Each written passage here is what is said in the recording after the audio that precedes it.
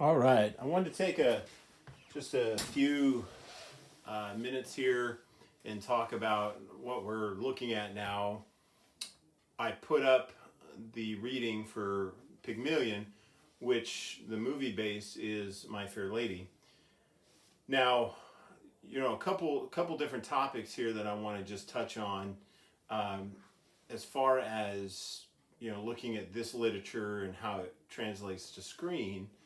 Now, when you have a book or a children's book that we looked at, or even a short story, a lot of times when that's adapted to screen, you'll have a screenwriter either, change some of the things. We did that with Rear Window. We looked at how they added different characters to kind of add to the story so that he could bounce ideas off and do those things. There's some screens or screenwriting that is written directly to the screen, meaning they write just for the movie. It's not based on a book or something. It's just they write it directly for the screen. A play is kind of in between to me.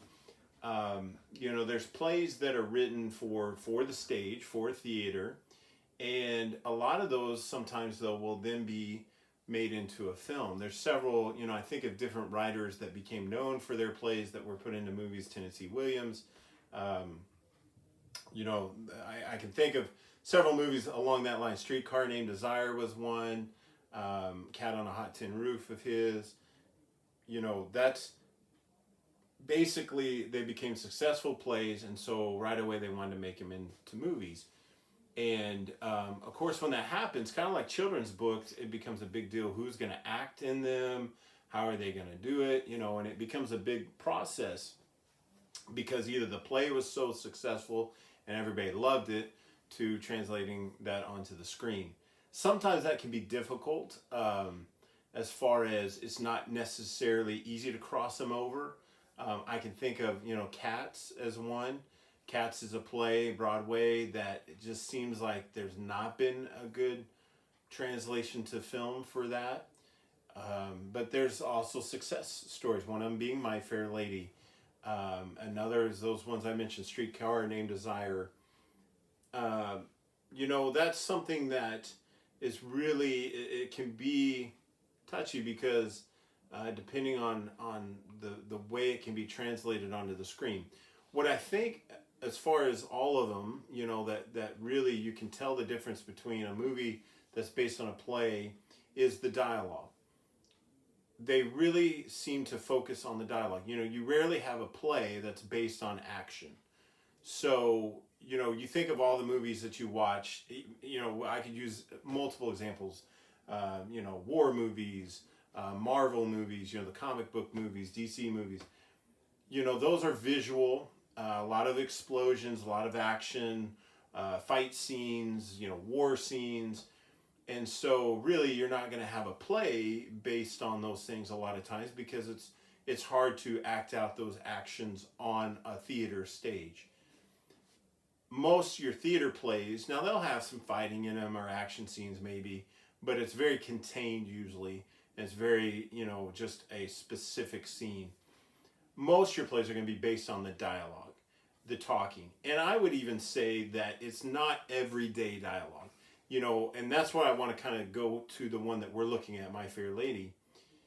It's not necessarily scenes and talking that go on in everyday life.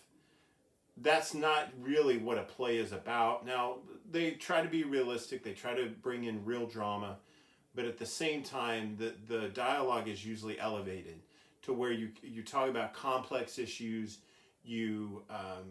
Get deep into. You have character driven where they talk a lot because that's what draws you in, and that's okay because that's part of the entertainment part of it. You don't want to go to a play and just watch people just kind of look at each other. We know in real day life that a lot of times couples or there's just times where there's not much talking, but yet there's maybe a lot going on. But really, for a play, you've got to focus in on when they talk to each other, or when characters, doesn't even have to be couples, just different relationships with people. And so they really focus in on the dialogue, and that's why I actually enjoy going to the theater and seeing plays because it's that side of entertainment that you look at and say, wow, that's really deep. I never thought of that way before. You like to see the acting abilities of those performing the dialogue. And so, that's a big part of it. When that translates onto screen, it's make or break, meaning you could just be like, there's times I'm watching a film based on a play that I'm like, it's like I'm watching a play, not a film. And that can be good and bad. Bad in the way of sometimes you think, well, I would have rather have seen the play, and so this movie is not really that entertaining. Or it could be like, wow, that really captured the essence of the play, and I felt like I was there, drawn in by the movie. Now, My Fair Lady has some added things to it in the way of it's also a musical. And once again, musicals are not everyday life. We don't randomly see people just start breaking out into song. If you do, you would kind of be like, what's going on there? Maybe we should try it sometimes. Maybe one day just think of something and break into song about it. But it's not something that is everyday dialogue or everyday happen. But as far as entertainment side of it, some favorite movies of all time are musicals. A lot of people, and here's some more that are based on plays. Seven Brides for Seven Brothers. Some people, that's some of their favorite movies. Movies like that. My Fair Lady, Sound of Music. Oliver.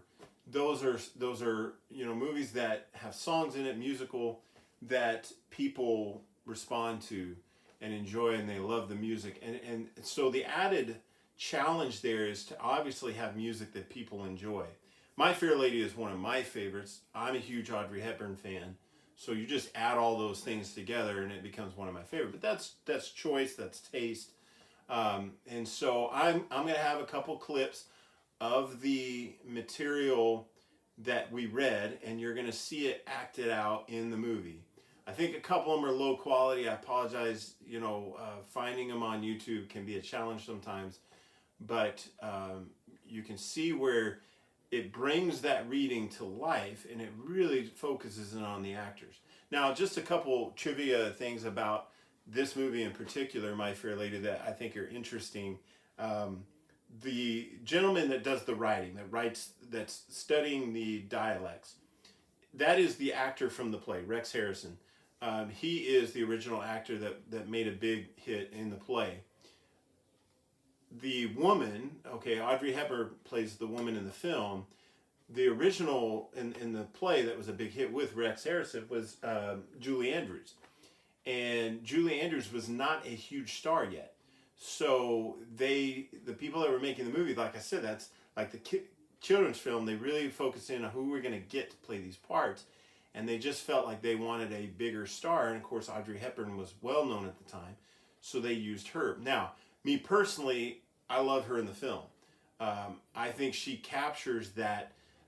She does, to me, a great job acting like the flower girl, that her English is so horrendous you just can hear sounds. And yet when she becomes the, who he turns her into, the princess almost, she, of course, pulls that off. So, so that's personal choice. I like her, and a lot of people did. The movie was a success. But there was a lot of people upset that Julie Andrews was not picked because she, made the role famous in the play. Of course, now she was also a fantastic singer, Julie Andrews.